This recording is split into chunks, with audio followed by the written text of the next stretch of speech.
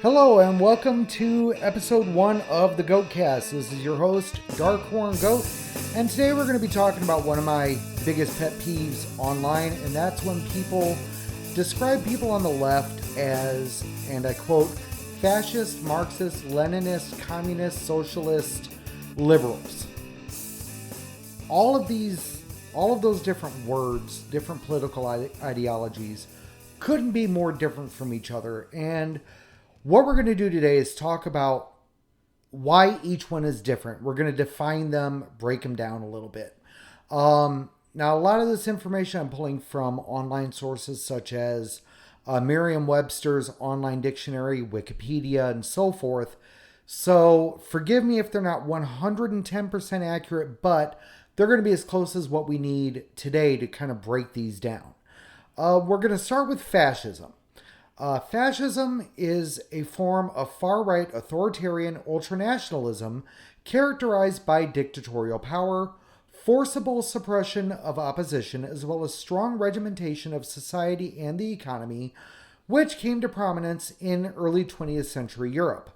The first fascist movements emerged in Italy during World War I before spreading to other European countries, Germany, so forth.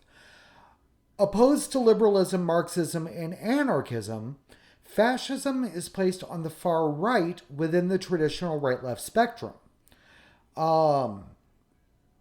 Fascists believe that liberal democracy is obsolete and regard the complete mobilization of society under a totalitarian one-party state as necessary to prepare a nation for armed conflict and to respond effectively to economic difficulties. Such a state is led by a strong leader, such as a dictator, and a martial government composed of the members of the governing fascist party to forge national unity and maintain a stable and orderly society.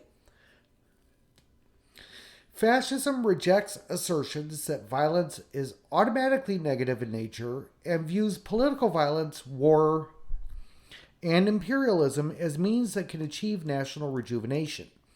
Fascists advocate for a mixed economy with the principal goal of achieving national economic self-sufficiency through protectionist and interventionist economic policies. So what this basically means is it's an ultranationalist, totalitarian dictatorship, if you will, led by a certain class of people, a fascist party, that basically seeks, authoritarianism, totalitarianism. I've also read a definition where it's defined as a merging of corporate and government interests into one. So basically, the corporate class leading the political class, if you will. So that's fascism in a nutshell. Moving along, socialism.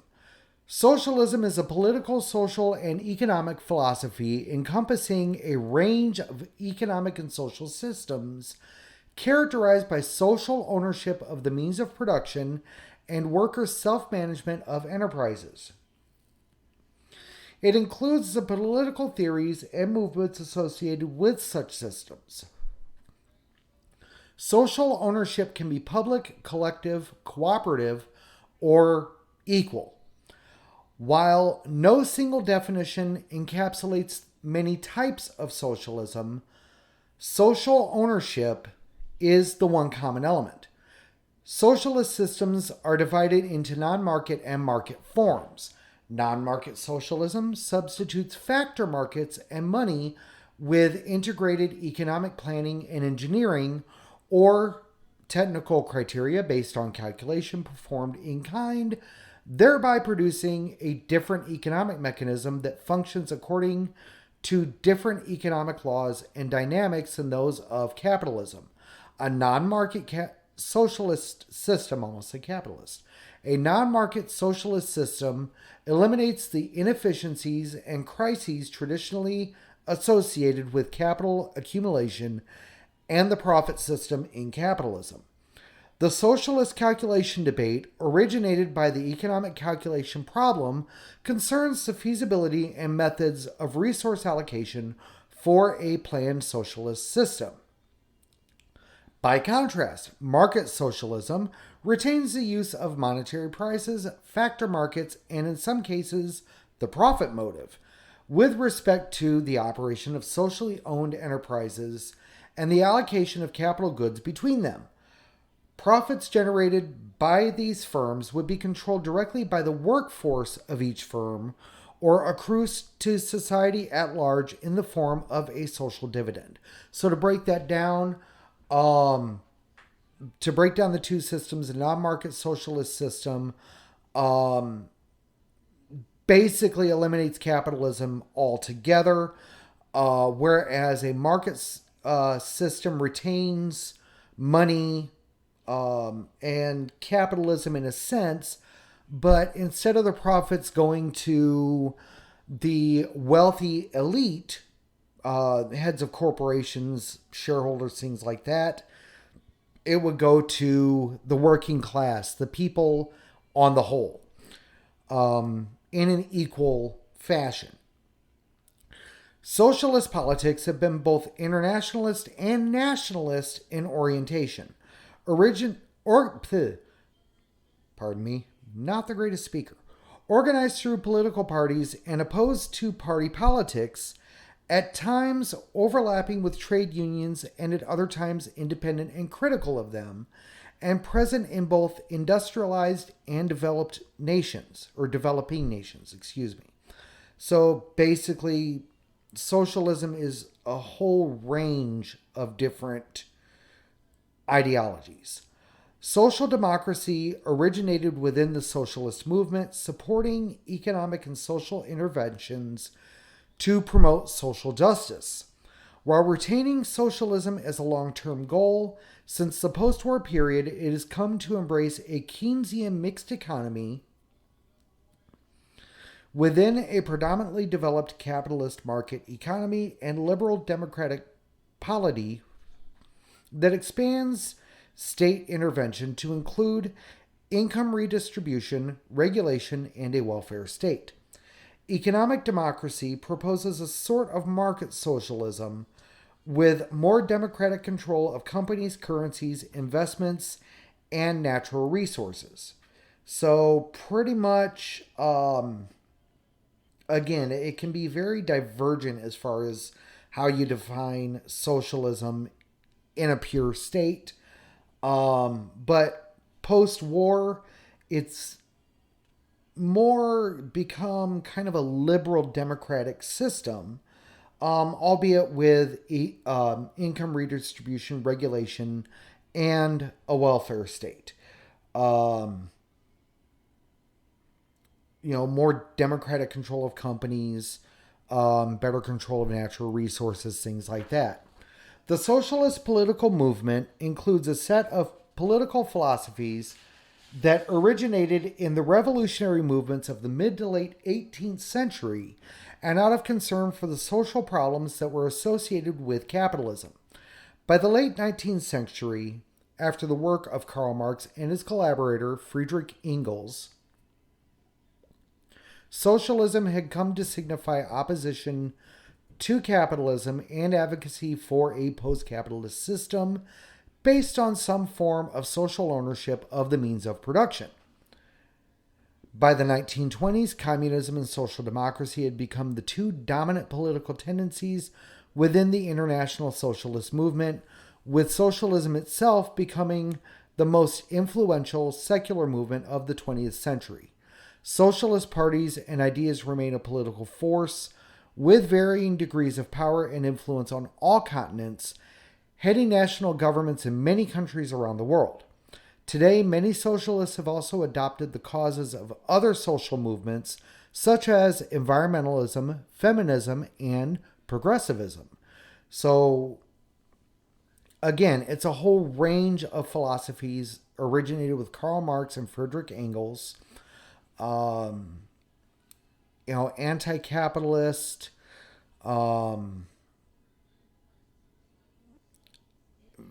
anti elitist, um, a very liberal, progressive type movement. Um, while the emergence of the let me start that again. While the emergence of the Soviet Union as the world's first nominally socialist state led to socialism's widespread association with the Soviet economic model, some economists and intellectuals argued that in practice, the model functioned as a form of state capitalism or a non planned administrative or command economy.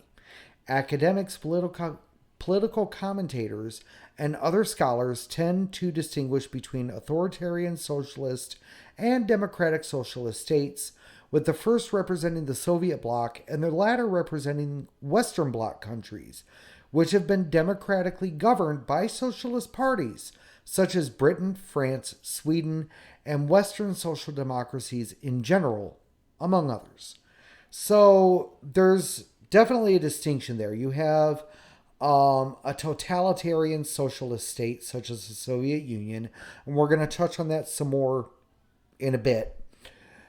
And Western social democracies such as Great Britain, France, Sweden, and what you see kind of bubbling under the surface here in the United States with people like Alexandria Ocasio-Cortez, Bernie Sanders, and so forth, what they've been advocating for, which is a more Western European form of social democracy, a much more progressive system than what you saw in the Soviet Union. Moving along, communism. Communism is a philosophical, social, political, economic ideology and movement whose ultimate goal is the establishment of a communist society, namely a socio-economic order structured upon the ideas of common ownership of the means of production and the absence of social classes, money, and the state. Now, there's an important distinction between communism and socialism right there, in that with socialism, pardon me, my phone's going psychotic. With socialism, you can still preserve a lot of the economic classism, whereas with communism, those classes are wiped out. There is no difference between the wealthy and the poor because there are no wealthy or poor. Communism includes a variety of schools of thought, which broadly include Marxism and anarcho-communism, as well as the political ideologies grouped around both, all of which share the analysis that the current order of society stems from capitalism, its economic system, and mode of production. That in this system there are two major social classes. That conflict between these two classes is the root of all problems in society, and that this situation can only ultimately be resolved through a social revolution. The two classes are the proletariat, the working class, who make up the majority of the population within society and who must work to survive, and the bourgeois, the capitalist class, a small minority who derives profit from employing the working class through private ownership of the means of production. According to this analysis, revolution would put the working class in power and in turn establish social ownership of the means of production, which is the primary element in the transformation of society toward communism. Along with social democracy, communism became the dominant political tendency within the international socialist movement by the 1920s. While the emergence of the Soviet Union as the world's first nominally communist state led to communism's widespread association with the Soviet economic model and Marxism-Leninism, some economists and intellectuals argued that in practice, the model functioned as a form of state capitalism or a non-planned administrative or command economy. Again, we're comparing the Soviet Union here because the Soviet Union did start as a communist society, as opposed to a purely socialist society. While they're both similar, there are distinct differences in that communism defines two separate classes in the society and calls for the working class to rise up against the capitalist class, whereas socialism doesn't define those classes quite so starkly and still allows for a certain amount of capitalism. Moving along, Stalinism. This is one that I see thrown around a lot. Is Stalinism. Now, Stalinism is the means of governing and related policies implemented in the Soviet Union from 1927 to 53 by Joseph Stalin, hence the name, including rapid industrialization, the theory of socialism in one country, totalitarianism, collectivization of agriculture, a cult of personality, and subordination of the interests of foreign communist parties to those of the Communist Party of the Soviet Union, deemed by Stalinism to be the leading vanguard party of communist revolution at the time. So basically, Stalinism was a very centralized, very authoritarian version of socialism, and very much a very brutal form of government formed around one figure, Joseph Stalin in this case, who formed a cult of personality around himself, and insisted upon the subjugation of all of those other countries that define themselves as socialist to the Soviet Union, subordination, excuse me.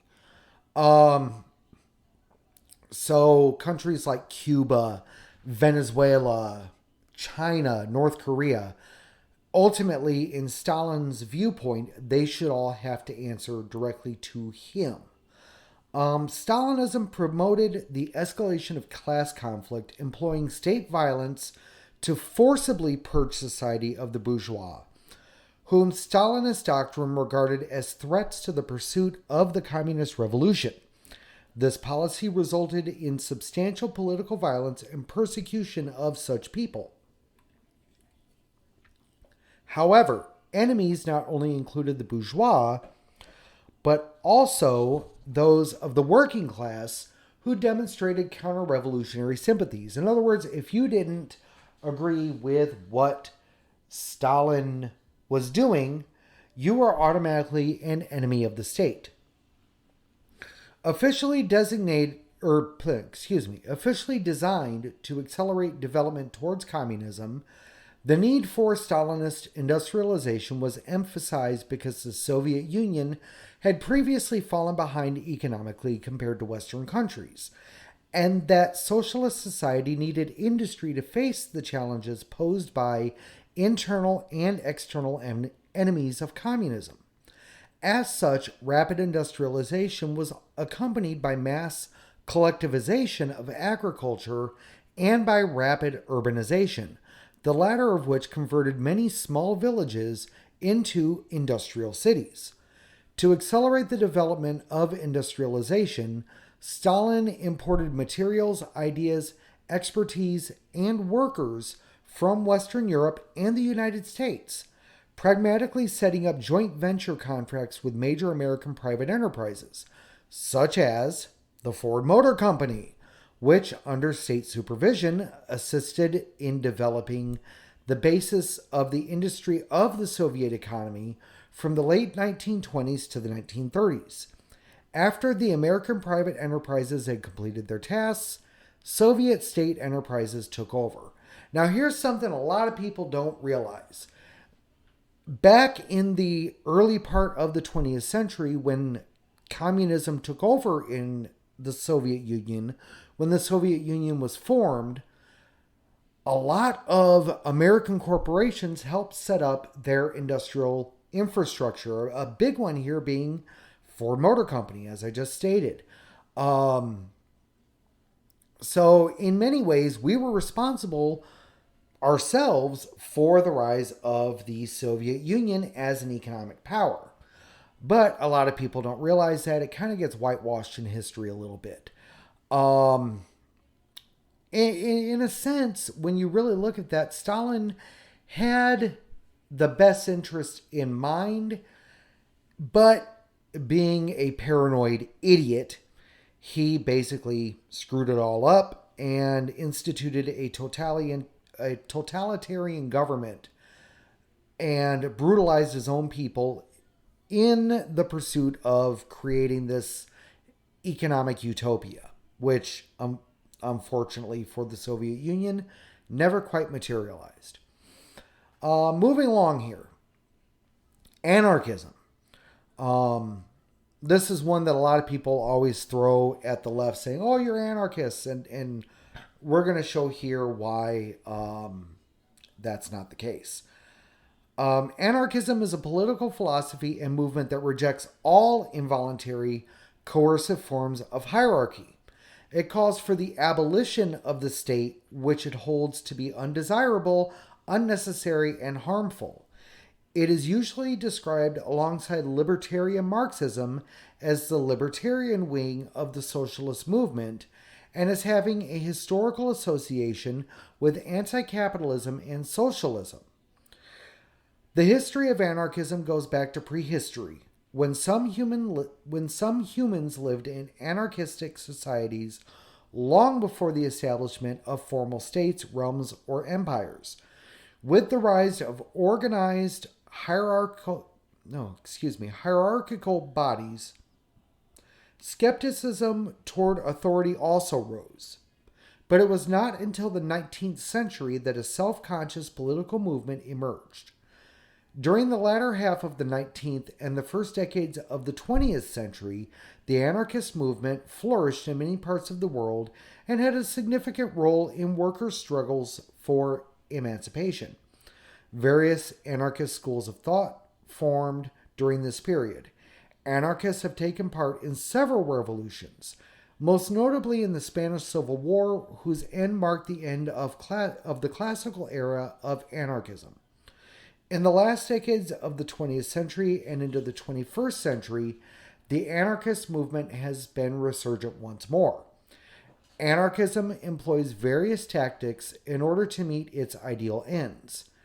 These can be broadly separated into revolutionary and evolutionary tactics. There is significant overlap between the two, which are merely descriptive. Revolutionary tactics aim to bring down authority and state and have taken a violent turn in the past. Evolutionary tactics aim to prefigure what an anarchist society would be like.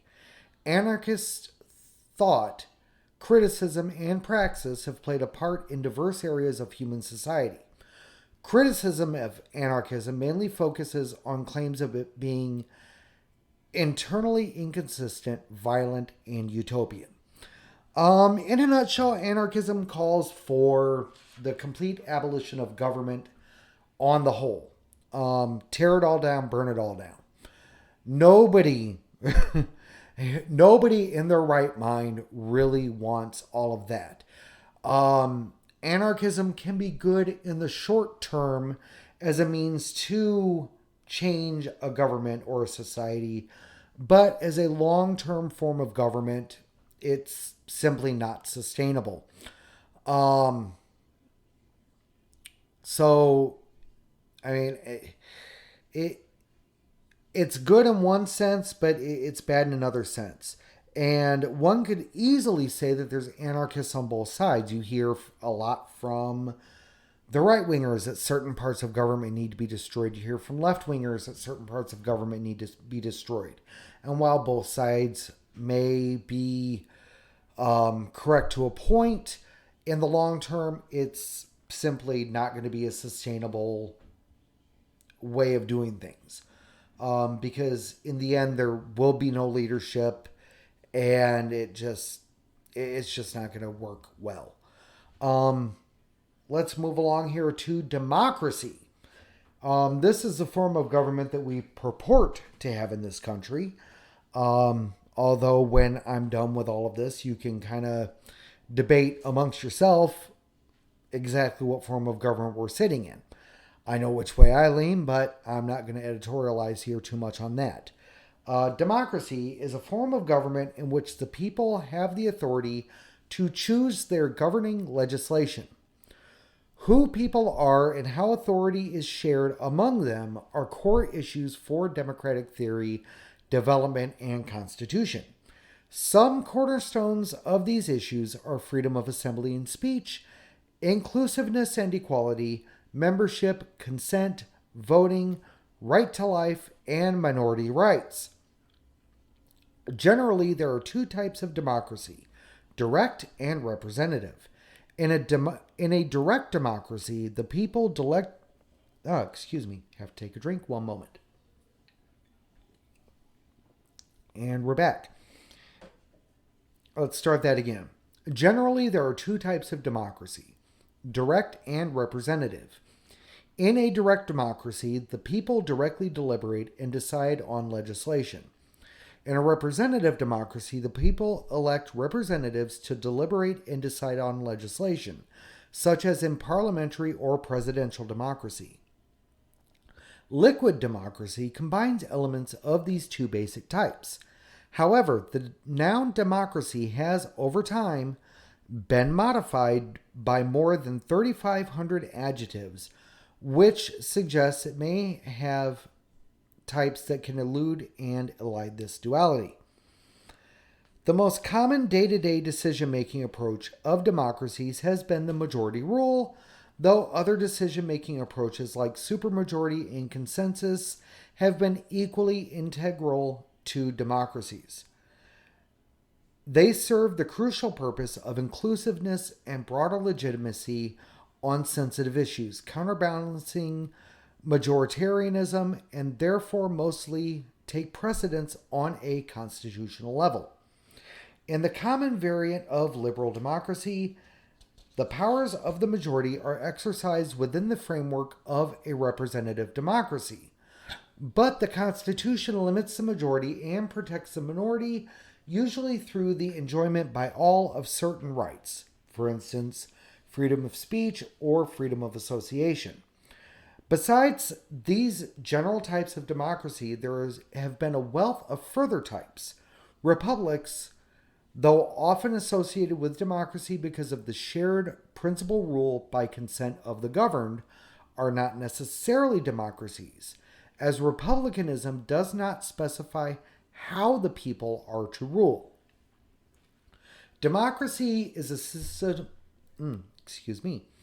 Democracy is a system of processing conflicts in which outcomes depend on what participants do, but no single force controls what occurs and its outcomes. The uncertainty of outcomes is inherent in democracy. Democracy makes all forces struggle repeatedly to realize their interests and devolves power from groups of people to sets of rules.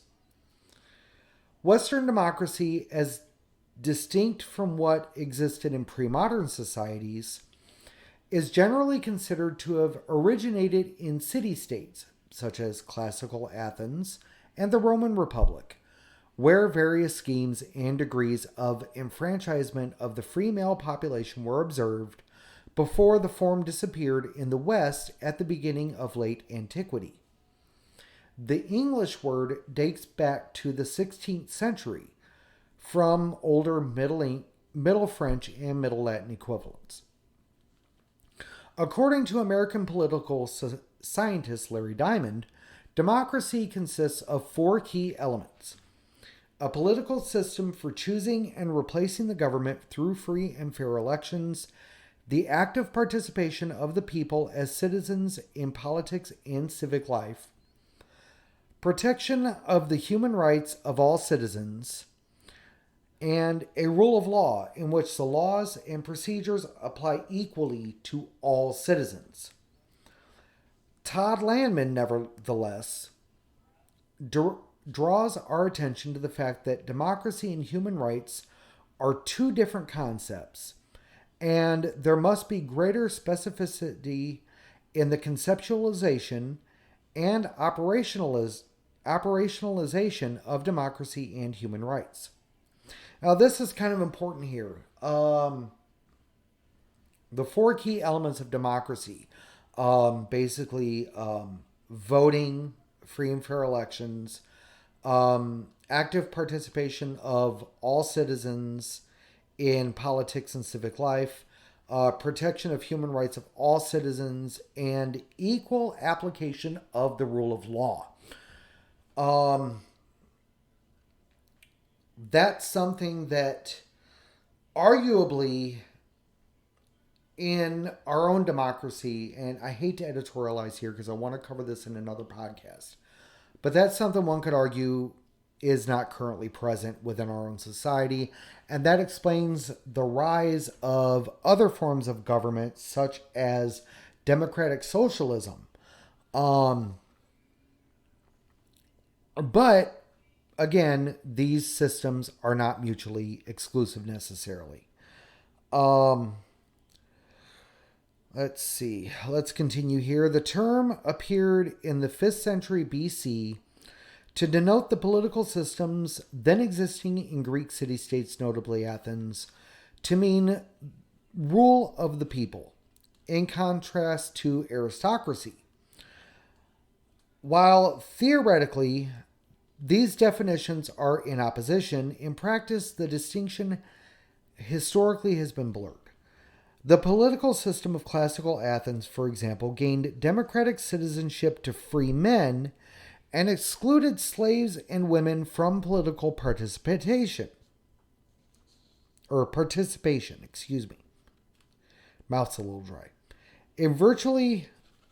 One moment, I'm going to take a drink. In virtually all democratic governments throughout ancient and modern history, democratic citizenship consisted of an elite class until full enfranchisement was won for all adult citizens in modern democracies through the suffrage movements of the 19th and 20th centuries. So women's suffrage, activism by minorities such as African Americans to gain voting rights and gain their place in civil society instead of, as you had prior, just after the Civil War, you had the law where African Americans were only 3/5 of a person.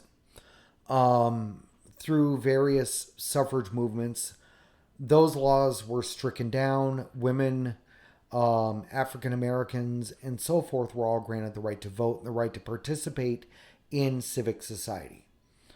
Democracy contrasts with forms of government where power is either held by an individual or... let me start that again. Democracy contrasts with forms of government where power is either held by an individual, as in an absolute monarchy, or where power is held by a small number of individuals, as in an oligarchy. Nevertheless, these oppositions, inherited from Greek philosophy, are now ambiguous because contemporary governments have mixed democratic, oligarchic, and monarchic elements. Karl Popper defined democracy in contrast to dictatorship or tyranny, thus focusing on opportunities for the people to control their leaders and oust them without the need for a revolution.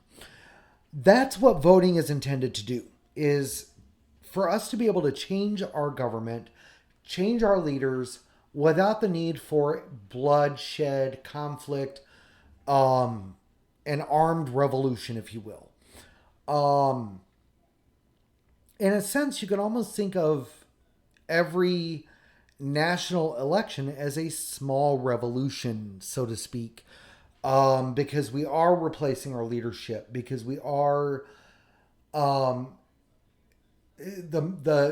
certain majority of people within the country are in a sense seizing power.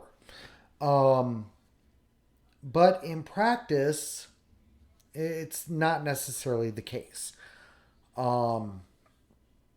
Kind of interesting how it's compared, between a democracy, an oligarchy, and a monarchy there, and how contemporary governments, kind of mix all three.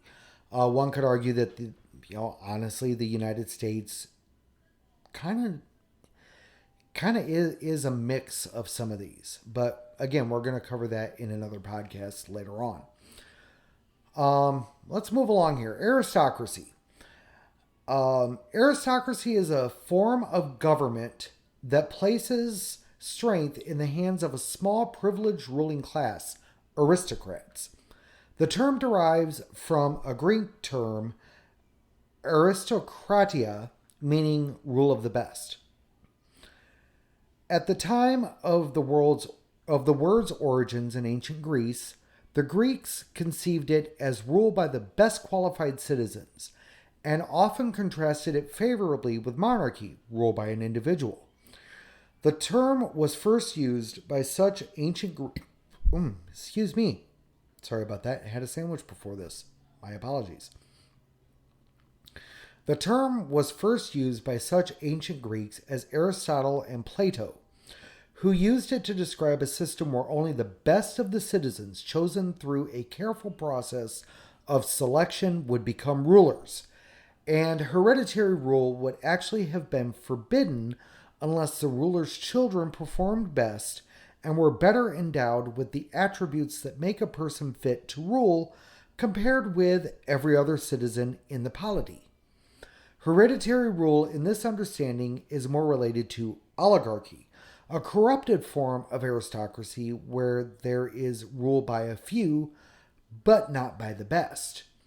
Plato, Socrates, Aristotle, Xenophon, and the Spartans considered aristocracy, the ideal form of rule by the few, to be inherently better than the ideal form of rule by many, democracy. But they also considered the corrupted form of aristocracy, oligarchy, to be worse than the corrupted form of democracy, mob rule, or anarchy. This belief was rooted in the assumption that the masses could only produce average policy, while the best of men could produce the best policy, if they were indeed the best of men. Later, Polybius, in his analysis of the Roman constitution, used the concept of aristocracy to describe his conception of a republic as a mixed form of government, along with democracy and monarchy in their conception from them, as a system of checks and balances, where each element checks the excesses of the other. In practice, aristocracy often leads to hereditary government, after which the hereditary monarch appoints officers as they see fit. In modern times, aristocracy was usually seen as ruled by a privileged group, the aristocratic class, and has since been contrasted with democracy. Now, honestly, by these definitions, one could conclude that the United States is in fact a form of aristocracy. You have a certain class of people, especially nowadays. You have a certain class of people, the billionaires, the politicians, and the CEOs, the millionaires, who tend to influence policy and who make policy and control the political system, while everybody else who doesn't fit into that 1% of people are kind of left out in the cold. And you do see that play out in a lot of cases through lobbyists, through, certain people who take large donations from corporations and from legislation like Citizens United, which made it completely legal for corporations to donate large sums of money to political candidates in order to influence policy. It basically declared corporations as citizens, which, let's face it, they're not. Corporations are not people. They don't live, they don't breathe. They are they're structurally organizations. But one could make the argument that our current government is a form of aristocracy. One topic we haven't covered here is Marxism. And that's because, in all actuality, Marxism is not actually a form of government. It is, I have it written down here, but it's not a government. It's a theory in all actuality. Marxism is a method of socioeconomic analysis that uses a materialist interpretation of historical development, better known as historical materialism, to understand class relations and social conflict, as well as a dialectical perspective to view social transformation. It originates from the works of 19th century German philosophers Karl Marx and Friedrich Engels. As Marxism has developed over time into various branches and schools of thought, there is currently no single definitive Marxist theory. Some Marxist schools of thought place greater emphasis on certain aspects of classical Marxism while rejecting or modifying other aspects. Some schools have sought to combine Marxian component concepts and non-Marxian concepts, which has then led to contradictory conclusions. It has been argued that there is a movement toward the recognition of historical and dialectical dialectical materialism as the fundamental conceptions of all Marxist schools of thought. This view is refuted by some post-Marxists such as Ernesto Laclau and Chantal Mouffe, who claim that history is not only determined by the mode of production, but also by consciousness and will. Marxism has had a profound impact on global academia, having influenced many fields including anthropology, archaeology, art theory, criminology, cultural studies, economics, education, ethics, film theory, geography, historiography, so on and so forth. Even sociology, theater, science studies, psychology, political science especially though, and of course philosophy. In a nutshell, Marxism is not a form of government. Marxism is a theory of, it's basically a political and class and social theory. That within it, it can define many, many things such as communism, socialism, and so forth. It's a way of analyzing all of these different things. But it is not a form of government. If you call somebody a Marxist, you're basically, in a nutshell, calling them a political scientist. You're not calling them anything that's necessarily derogatory. So, it's nothing that, it's a term spouted off by those who honestly have no idea what they're talking about. If somebody calls you a Marxist, they have no idea what they're talking about. They don't know shit about what they're talking about.